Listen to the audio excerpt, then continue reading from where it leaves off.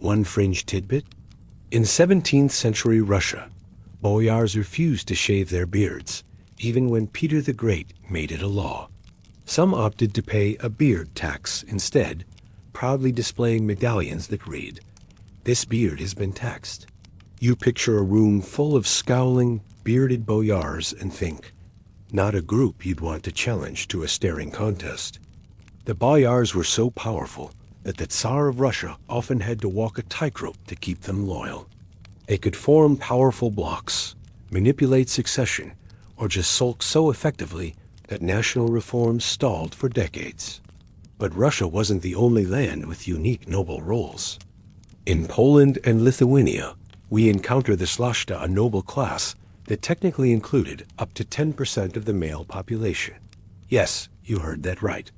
Poland had more nobles per capita than just about anywhere else in Europe. And with that came a staggering array of titles, many of which had more to do with influence and election rights than with land or military service.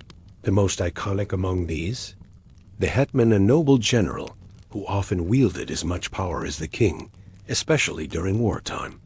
There were even great hetmans and field hetmans, just to keep the hierarchy properly baffling. You step into a dim room with crossed halberds on the wall and a faded banner reading, "By the will of the nobility, I ride for freedom and garlic prices." You don't ask. In the Balkans, titles were even more eclectic. There were knezes, banovi, and despots. Yes, that was an actual title, not just a warning label. A Serbian despot was a legitimate, high-ranking title derived from Byzantine influence, often granted to regional rulers with close ties to Constantinople.